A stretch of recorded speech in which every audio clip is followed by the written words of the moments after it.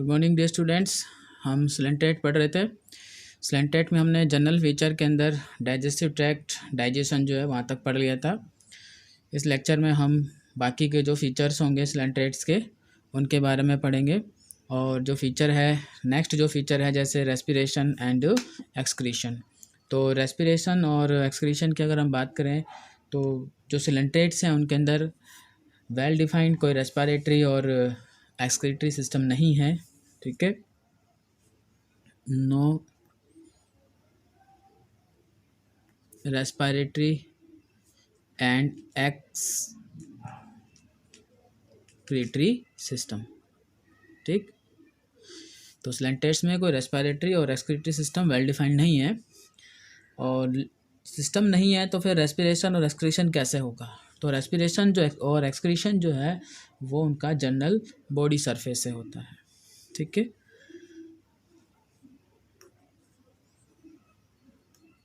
Occurs through body surface.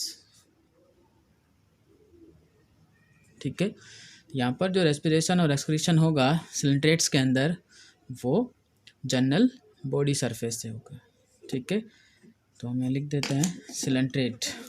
Phylum जो है उसको हम पढ़ रहे हैं।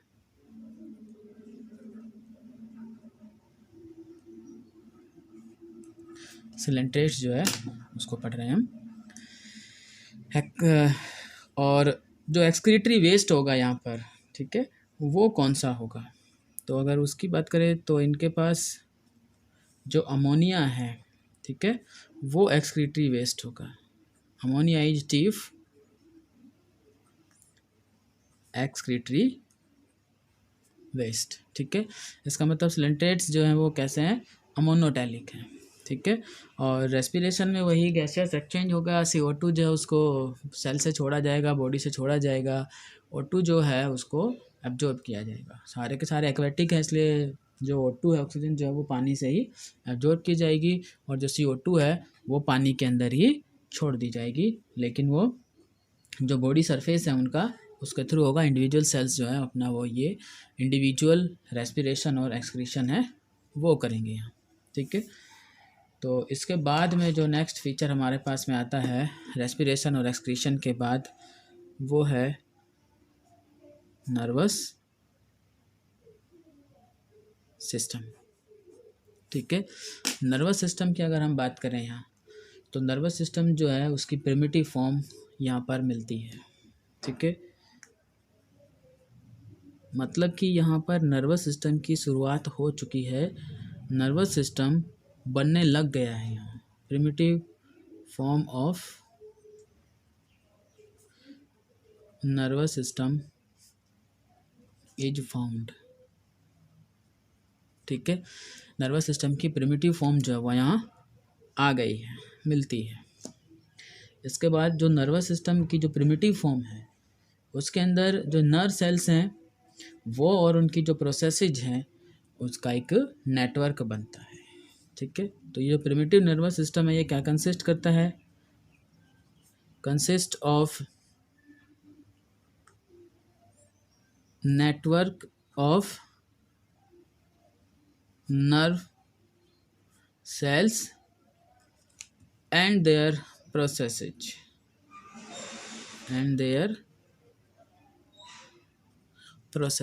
ठीक है, इस तरह की नर्व सेल जब हम उसकी बॉडी वॉल देखते हैं तो इस तरह की सेल्स हैं यहाँ, ये उनकी प्रोसेसेज होंगी।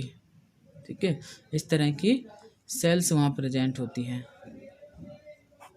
नर्व सेल, और ये नर्व सेल की प्रोसेसेज है। ठीक है, इस तरह का इनसे एक पूरा नेटवर्क बनता है। उस नेटवर्क को ही हम प्रिमिटिव नर्वस सिस्टम बोलते हैं। ठीक है, अच्छा, इसके अलावा एक यहाँ पर एक और स्पेशल सेल्स होती है जिसको हम बोलते हैं स्टैटोसिस्ट। क्या होता है? स्टैटोसिस्ट। और स्टैटोसिस्ट एक बैलेंसिंग ऑर्गन है। क्या है कि ये बैलेंसिंग ऑर्गन है। ठीक है, फर्स्ट टाइम नीडेरियन में डेवलप हुआ है balancing organ. First time developed in cnidarians. ठीक है, फर्स्ट टाइम ये जो सिलेंट्रेट्स हैं निडेरियंस हैं उन्हीं में डेवलप आए, बॉडी को बैलेंस करने का काम करता है। इसके बाद नेक्स्ट फीचर जो है वो स्केलेटन।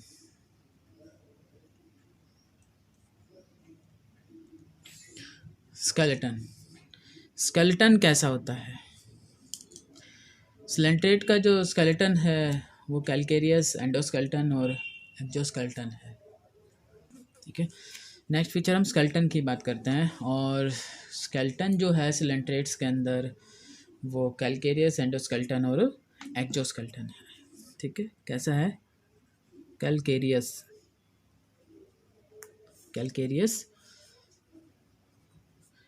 एंडोस्केलेटन और एक्सोस्केलेटन।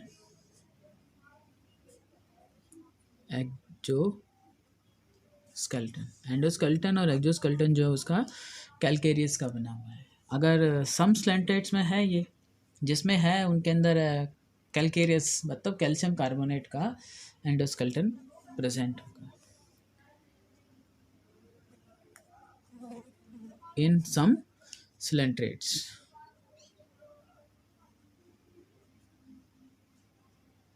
ठीक है, इसके अलावा एक होता है इसमें कोरल्स, एक ऑर्गेनिज्म है यहाँ पर कोरल्स, और कोरल्स जो है उनका स्केलेटन जो है कैल्शियम कार्बोनेट मतलब कैलकेरियस जो है वो है। ठीक है, have a skeleton of calcium carbonate. ठीक है, कैल्शियम कार्बोनेट का स्केलेटन होगा इसके अंदर। ठीक है, स्केलेटन का फंक्शन होता है सपोर्ट प्रोवाइड करना बॉडी को। तो ये जो कैलकेरियस स्केलेटन है, एंडोस्केलेटन या एक्सोस्केलेटन है, वो बॉडी को सपोर्ट प्रोवाइड करता है। ठीक है,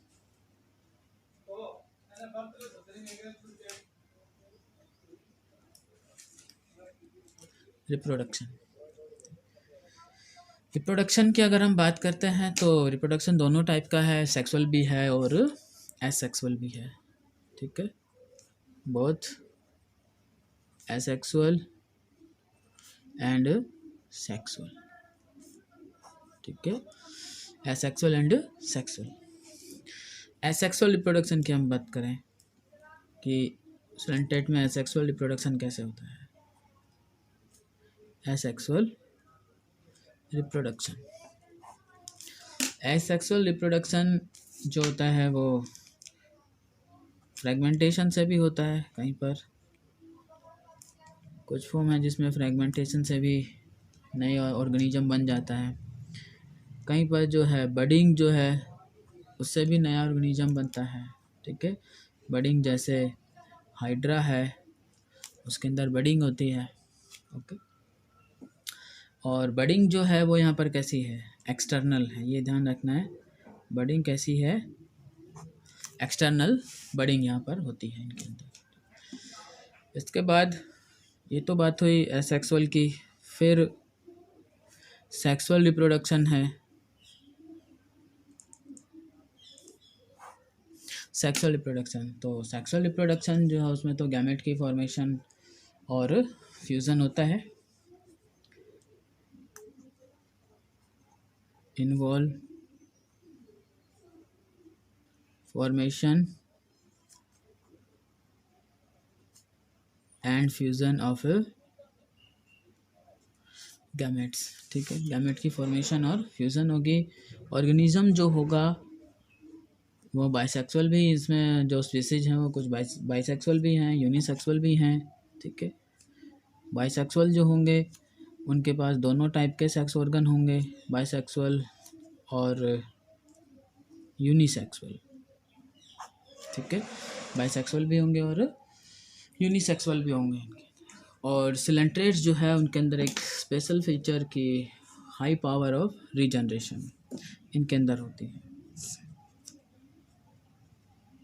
have high power of regeneration. ठीक है।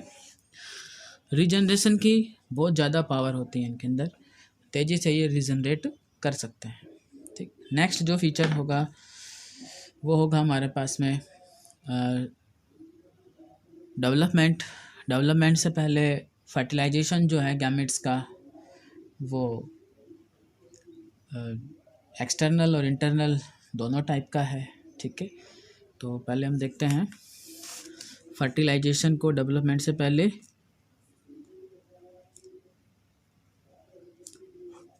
फर्टिलाइजेशन कैसा है, यहाँ पर गैमेट बन चुके हैं सेक्सुअल प्रोडक्शन में, तो उसके बाद फर्टिलाइजेशन होगा।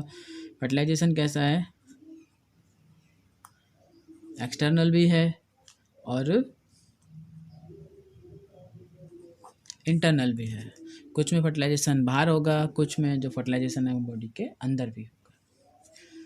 तो नेक्स्ट जो फीचर हमारे पास में है वो है डेवलपमेंट। ठीक है, नेक्स्ट फीचर डेवलपमेंट। और डेवलपमेंट जो है वो कैसा है, डायरेक्ट और इनडायरेक्ट है।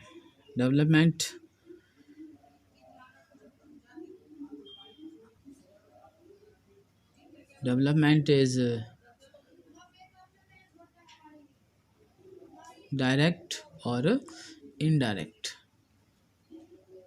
कहीं पर डायरेक्ट जो ऑर्गेनिज्म है वो भी डेवलप होता है, जो नया ऑर्गेनिज्म होगा वो अपने पेरेंट ऑर्गेनिज्म के साथ मैच करेगा। लेकिन कहीं पर इनडायरेक्ट डेवलपमेंट होता है, जहाँ पर कई सारी स्टेजेस आने के बाद यंग वंस जो है वो कई सारी स्टेजेस को क्रॉस करने के बाद कंप्लीट एडल्ट ऑर्गेनिज्म है वो बनता है। तो जो इनडायरेक्ट डेवलपमेंट है उसके अंदर indirect development larva is formed.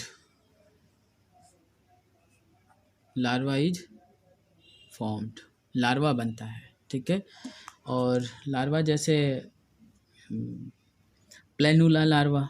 ठीक है, लार्वा का जो नाम है जैसे प्लेनुला लार्वा। और ये प्लेनुला जो लार्वा है वो जो ऑरेलिया है, ठीक है, जो प्लेनुला लार्वा है जैसे ओबेलिया इसके अंदर मिलता है, ऑरेलिया जो है उसके अंदर भी ये जो प्लेनुला लार्वा है वो बनता है। ठीक है, इसके अलावा और भी कई टाइप के लार्वा जो होते हैं अलग अलग टाइप के वो बनते हैं यहाँ। और इसके बाद क्लीवेज जो है यहाँ पर कि जब जाइगोट बन जाएगा, ठीक है, और जाइगोट बन जाएगा तो कैसे वो डिवाइड करेगा, कैसे उसमें एम्ब्रियो और जाइगोट और कैसे नया ऑर्गेनिज्म बनेगा आगे। तो क्लीवेज जो यहाँ पर है वो कैसा है, होलोब्लास्टिक है। होलोब्लास्टिक क्लीवेज कि जो डिवीजन है जाइगोट का वो कंप्लीट है। Complete division of zygote. ठीक है, जाइगोट का कंप्लीट डिवीजन है और इस तरह के डिवीजन को हम होलोब्लास्टिक क्लीवेज बोलते हैं। इसके बाद एक इनका स्पेशल फीचर, यूनिक फीचर है मेटाजेनेसिस। ठीक है, मेटाजेनेसिस क्या होता है, मेटाजेनेसिस के अंदर alternation of asexual and sexual phases in the some cnidarians is called metagenesis. तो ठीक है, कुछ जो निडेरियंस हैं उनमें सेक्सुअल और एसेक्सुअल फेज की अल्टरनेशन होती है, अल्टरनेशन ऑफ जनरेशन होती है। ठीक है, जिसमें एक बार एसेक्सुअल फेज आता है, एक बार सेक्सुअल फेज आता है, दोनों ही डिप्लॉयड हैं, सेक्सुअल और एसेक्सुअल फेज दोनों डिप्लॉयड हैं। कि प्लांट से इसके साथ कंफ्यूज ना होइए, प्लांट में जो अल्टरनेशन ऑफ जनरेशन होती है उसमें एक बार हैप्लॉइड आता है, एक बार डिप्लॉयड स्टेज आती है। लेकिन जो सिलेंट्रेट्स में जो अल्टरनेशन ऑफ जनरेशन है उसके अंदर एक बार सेक्सुअल फेज आता है, एक बार एसेक्सुअल फेज आता है। मतलब एसेक्सुअल से सेक्सुअल ऑर्गेनिज्म बनता है, फिर सेक्सुअल से वापस एसेक्सुअल ऑर्गेनिज्म है वो डेवलप होता है। तो पहले तो हम मेटाजेनेसिस को देखते हैं, ये क्या होती है। Metagenesis is the alternation of asexual and sexual phases। ठीक है, alternation of sexual and asexual phases in some cnidarians। ठीक है, कुछ जो निडेरियंस हैं उनके अंदर सेक्सुअल और एसेक्सुअल फेज अल्टरनेट में चलते हैं, उसी को हम बोलते हैं मेटाजेनेसिस, इज कॉल्ड मेटाजेनेसिस। ठीक है, उसको हम मेटाजेनेसिस बोलेंगे। एग्जाम्पल मेटाजेनेसिस का, जैसे ओबेलिया। ठीक है, तो मेटाजेनेसिस का एग्जाम्पल था ओबेलिया, और भी कई एग्जाम्पल हैं। ठीक है, तो यहाँ पर हम देखें कि कैसे सेक्सुअल एसेक्सुअल फेज आता है। तो पॉलिप्स जो हैं वो हम पढ़ चुके हैं। ठीक है, पॉलिप्स, और एक हमने नाम आया था हमारे पास मेडूसा। ठीक है, तो पॉलिप और मेडूसा जो है, इसमें पॉलिप्स जो है उससे मेडूसे बनते हैं, और मेडूसे किससे बनते हैं, कैसे बनते हैं, एसेक्सुअली बनते हैं। ठीक है, पॉलिप से मेडूसा बनता है एसेक्सुअली, फिर वापस इस मेडूसे से क्या बनते हैं, पॉलिप्स बनते हैं, और वो पॉलिप्स कैसे बनते हैं, सेक्सुअली बनते हैं। ठीक है, तो हो गया अल्टरनेशन ऑफ जनरेशन, एक बार पॉलिप्स बनेगा, एक बार मेडूसा बनेगा, एक बार एसेक्सुअल आएगा, एक बार सेक्सुअल फेज आएगा। ठीक, मतलब पॉलिप्स जो है एसेक्सुअली मेडूसे प्रोड्यूस करेंगे, और मेडूसे जो है वो सेक्सुअली पॉलिप्स प्रोड्यूस करेंगे। ठीक है, इसी को हम बोलते हैं अल्टरनेशन ऑफ जनरेशन, और इस अल्टरनेशन और जनरेशन की जो प्रोसेस है, या उसी को हम बोल देते हैं मेटाजेनेसिस। ठीक है, अब इसके बाद यूनिक फीचर देखते हैं हम। लगभग सारे फीचर इसके कंप्लीट हो चुके हैं हमारे पास, अब इसका क्लासिफिकेशन है वो पढ़ेंगे, लेकिन उससे पहले इसके जो यूनिक फीचर्स हैं इस फाइलम के, वो कौन कौन से हैं। ठीक है, हम पहले उनके बारे में पढ़ेंगे। यूनिक फीचर कि कौन से ऐसे फीचर्स हैं जो अभी हमने जो सिर्फ सिलेंट्रेट्स के अंदर ही मिलते हैं, किसी दूसरे फाइलम में नहीं है। ठीक है, तो इसमें एक जो है फीचर है वो प्रेजेंस ऑफ नीडोब्लास्ट। नीडोब्लास्ट, ठीक है, नीडोब्लास्ट। और इसके अलावा और जो फीचर है वो है primitive nervous system. Primitive nervous system, क्योंकि अभी जो पोरीफेरा पढ़ा उसमें कोई नर्वस सिस्टम नहीं था इस तरह का, लेकिन यहाँ पर नर्वस सिस्टम जो है वो बनना स्टार्ट हो गया है। प्रिमिटिव फॉर्म जो उसकी स्टार्टिंग की फॉर्म यहाँ बन चुकी है। ठीक है, इसके बाद हम जो है उसका क्लासिफिकेशन जो है स्पंजेस का, जो सिलेंट्रेट्स हैं इनका जो क्लासिफिकेशन है उसके बारे में पढ़ते हैं। और क्लासिफिकेशन पढ़ने से पहले इसके जो एग्जांपल्स हैं हम वो देखते हैं कि कौन कौन से एग्जांपल्स हैं सिलेंट्रेट्स के अंदर। एक ऑर्गेनिज्म है फाइजेलिया, और फाइजेलिया को हम बोलते हैं पोर्टुगीज मैन ऑफ वार। ये आपको याद रखने हैं, इनके लोकल नेम, उनके जो साइंटिफिक नेम है वो दोनों आपको याद रखने हैं। ठीक है, Portuguese man of war, Portuguese man of war. ठीक है, कि इसमें जो सैनिक होता है उसकी तरह से उसकी स्ट्रक्चर नज़र आती है। जो सैनिकों की टोपी जो होती थी उसमें वो इस फाइजेलिया की जैसी जो स्ट्रक्चर है उसी की तरह से नज़र आती थी। जैसे फाइजेलिया जिसके अंदर लंबे लंबे टेंटेकल्स हैं जो लटकते रहते हैं, उसी तरह से उन सैनिकों की जो वर्दी है या जो ऊपर टोपी जो होती थी उनकी, वो इसी तरह से रहती थी, इसलिए उसको बोलता है पोर्टुगीज मैन ऑफ वार। ठीक है, इसके अलावा दूसरा जो ऑर्गेनिज्म है वो है एडम्सिया। एडम्सिया का जो दूसरा नाम है वो है सी एनेमोन, दूसरा नाम है सी एनेमोन। और एक ऑर्गेनिज्म और है पेनाटूला। ठीक है, पेनाटूला का जो लोकल नेम है वो है सी पैन। ठीक है, जैसे पहले एंशियंट टाइम में जो हम लिखने के लिए जो बर्ड्स जो हैं उनकी जो फेदर्स हैं उनको यूज करते थे एज ए पेन, इंक में लगा के और फिर उसे लिखते थे। उसी तरह से इसकी भी स्ट्रक्चर जो है उसी तरह की, इसलिए इसे सी पेन बोला जाता है। ठीक है। एक ऑर्गेनिज्म है गोरगोनिया। गोरगोनिया को सी फैन बोला जाता है, सी फैन। ठीक है। हाथ का जो पंखा होता है, फैन जो है, हाथ जो है, उसकी तरह से इसकी स्ट्रक्चर जो है वो नज़र आती है हमें, इसलिए इसको सी फैन जो है वो भी बोला जाता है। इसके बाद और है एग्जाम्पल में, जैसे कि ओबेलिया है, ठीक है, ऑरेलिया है, बहुत सारे एग्जाम्पल हैं यहाँ पर, जैसे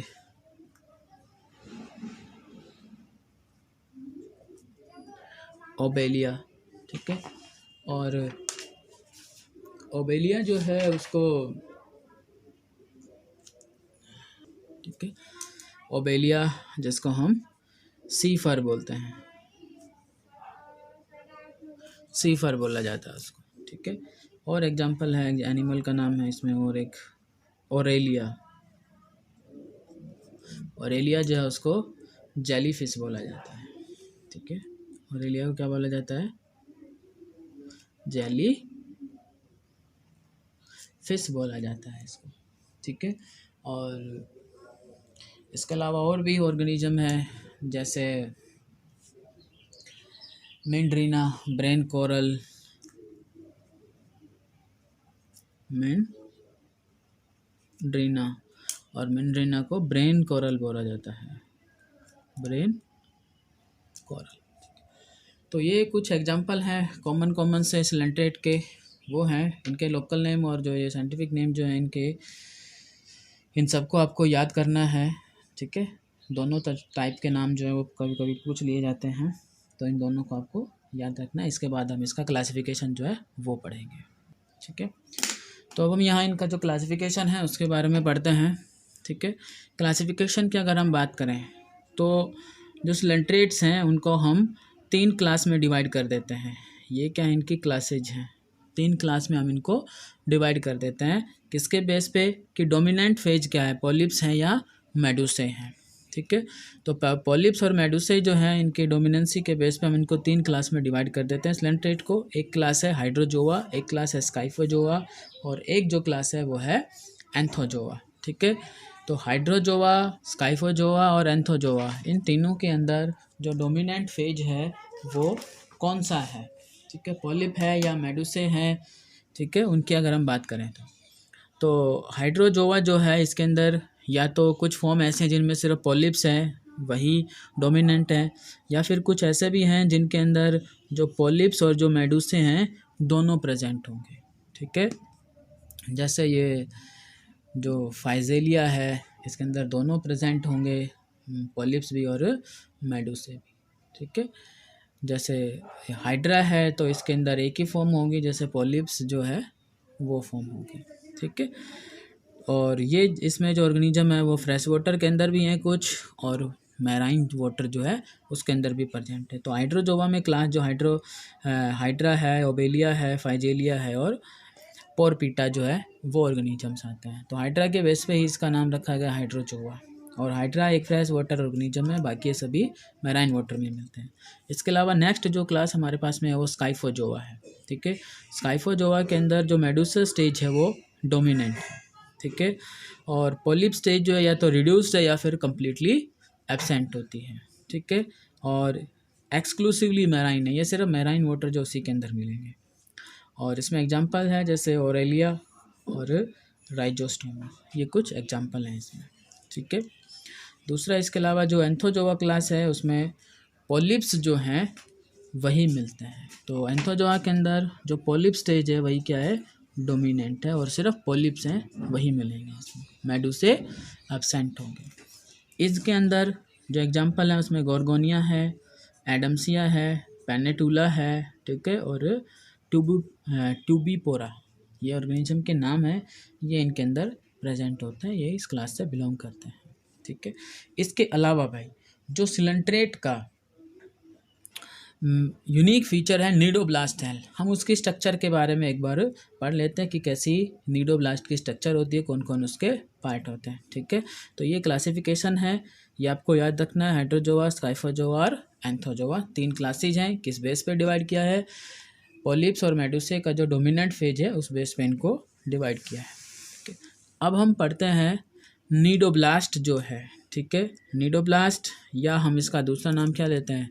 नेमेटोब्लास्ट। ठीक है, ये स्पेशल सेल है और फाइलम स्लेंट्रेटा का यूनिक फीचर है। इस तरह की सेल दूसरे किसी फाइलम में नहीं है, याद रखना। ठीक है, इस तरह की ये सेल जो है वो होगी यहाँ। और इस सेल के जो ये अलग अलग पार्ट जो हैं वो यहाँ आपको याद दिखाई दे रहे हैं इसमें। ठीक है, ये ऊपर की जो पार्ट है वो क्या है? उसकी ओपनिंग है। ठीक है, और ये जो पार्ट दिख रहा है आपको इसमें कॉनिकल शेप से ऐसा जो नज़र आ रहा है, ये उसका शाफ्ट है। ये जो कॉनिकल शेप की जो स्ट्रक्चर है ये क्या है? शाफ्ट है यहाँ पर। ठीक है, और शाफ्ट में ये जो ऐसे ये कॉन लाइक स्ट्रक्चर ये जो आपको दिख रहा है ये है स्टाइलेट। ठीक है, ये पूरी बॉडी जो उसको हम क्या बोलते हैं? कैप्सूल बोलते हैं। ठीक है, और कैप्सूल के अंदर ये ऐसे जो डार्क स्टेन ये जो एरिया आपको दिख रही है क्या? रिफ्रैक्टाइल रोड्स होती हैं। जब ये स्टिंगिंग ऑर्गन जो है ये इसका क्या है? स्टिंगिंग ऑर्गन है। ये स्टिंगिंग ऑर्गन अभी तो ये इसके अंदर है, अनडिस्चार्ज है, ये डिस्चार्ज होगा तो इस तरह से ये बाहर निकल जाएगा। ये स्टिंगिंग ऑर्गन जो है ये किस तरह है? जो थ्रेड लाइक स्ट्रक्चर जिसमें ऐसे इसके ऊपर रैप की हुई है, जब ये ऑर्गन बाहर निकलेगा तो ये बाहर आ जाएगी और ये जो पार्ट है उसका ये ऑर्गेनिज्म जो है उसकी बॉडी में जो नियर बाय इसके आएगा, नज़दीक आएगा, उसमें ये एंटर कर देते हैं उसको। ठीक है, और इसी में पॉइजनस सब्सटेंस जो है, केमिकल जो है वो है इसके अंदर। तो ये वाला जो पार्ट है ये स्पोर्टिंग फिब्रिल्स हैं जो इसको स्टिंगिंग ऑर्गन जो है उसको बाहर निकलने में और अंदर आने में ये हेल्प करते हैं, सपोर्ट प्रोवाइड करते हैं उसको। ठीक है, ये सारा पार्ट इसमें है। ये थ्रेड ट्यूब है इसकी।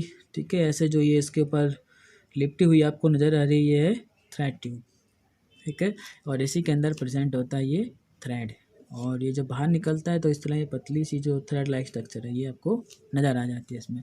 ये छोटे छोटे इसमें क्या है? स्पाइंस हैं वो नज़र आ रहे हैं। ठीक है, स्पाइंस नज़र आ रहे हैं इसमें। ये स्टाइलेट है यहाँ पर सबसे पहले। ये बाहर की इसकी सेल मेम्ब्रेन होगी, पूरा ये कैप्सूल होगा, यहाँ इसका न्यूक्लियस भी होगा। ठीक है, और ये लैसो जो है ये इसको होल्ड करके रखता है, इस ऑर्गन को, यहाँ पर स्टिंगिंग ऑर्गन को होल्ड करके रखता है। तो ये तो थी अनडिस्चार्ज स्ट्रक्चर। और डिस्चार्ज स्ट्रक्चर जो है इस नीडोब्लास्ट की वो ये है, इसके अंदर ये साफ्ट जो है ये आपको बाहर नज़र आ रही है, ये स्टाइलेट है, ये स्पाइंस आपको इसमें दिख रहे हैं, और ये थ्रेड जो है इसका, ये जो स्टिंगिंग ऑर्गन जिसको हम थ्रेड बोल रहे हैं, ये थ्रेड जो है इसका ये बाहर आ जाता है, और जो एनिमी या दूसरा ऑर्गेनिज्म इसके नज़दीक आता है उसमें ये एंटर कर जाता है। ठीक है, तो वही स्ट्रक्चर है, आपको याद रखना। ये डिस्चार्ज फॉर्म है और इस तरह की अनडिस्चार्ज फॉर्म है। ये नेमेटोब्लास्ट जो है या नीडोब्लास्ट जो है वो ऑफेंस और डिफेंस दोनों में हेल्प करती है, ऑर्गेनिज्म को किल करने में भी जो इसके नज़दीक आता है, और जो एनिमीज़ हैं इसके, ठीक है, उनसे इसको ये बचाता भी है। ठीक है, तो ये था स्लेंट्रेट्स के बारे में। ठीक है, और अब नेक्स्ट फाइलम जो हमारा होगा वो होगा टीनोफोरा। तो उसको पढ़ने से पहले ये पूरा फाइलम जो है आपको अच्छे से तैयार करना है, और पोरीफेरा और स्लेंट्रेटा को आपको कंपेयर करना है, और इसमें जो इनकी कुछ सिमिलरिटीज और जो डिफरेंसेस हैं वो आपको लिखने हैं यहाँ पर। ठीक है, थैंक यू।